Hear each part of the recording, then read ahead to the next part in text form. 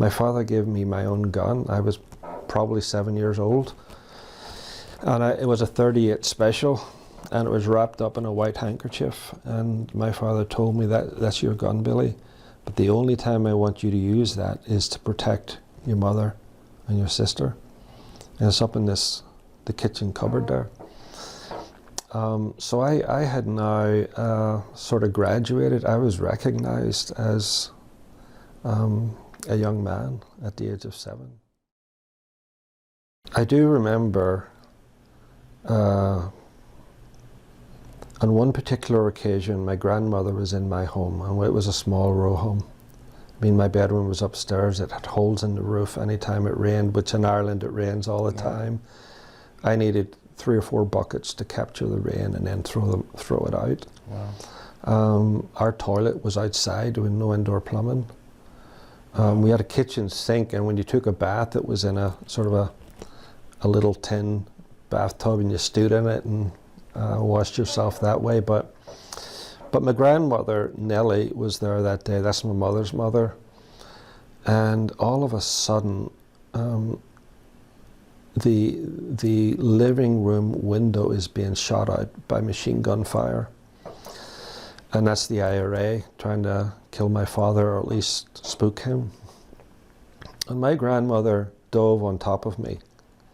And, you know, all the way up until she died, she says, I saved your life, I saved your life. And I would tease her back saying, yeah, you did, from the IRA bullets, but you almost killed me. The weight of you almost killed me. Yeah. But when that happened, I remember that evening thinking, that's why I have that gun. I was supposed to be ready, because if they were coming in, I needed to protect my grandmother and my mother, myself, my sister. And there was that moment in time, I could have easily turned the other way and said, all right, I'm not going to protect my family from the IRA. But I didn't go and get the gun. I thought, but I didn't go and get the gun. The only time I got that gun, Preston, was at a low point in life as a young boy, when you're afraid of your father, you're afraid of everything that's going on around you, the bombs, the shootings, the burnings, the tar and feathering. And there's no peace, there's no safe place. And my father, at that point, I hated him so much because of it. It seemed like it all centered on him. And I went and got that gun, and I knew my father was coming home, and I sat at the bottom of the stairs with the gun pointing at the door. So as soon as he opened the door, I was going to kill him. Because my thinking was, if I get rid of him, my fear is all gone, right?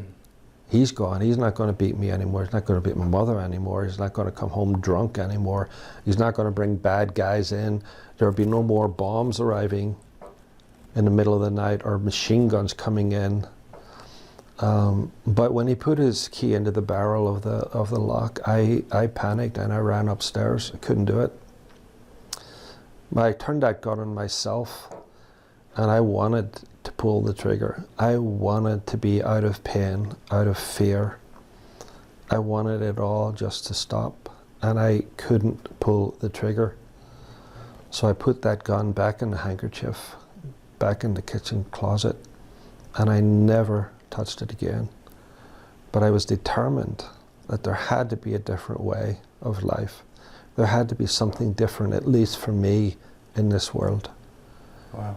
Other than a bullet.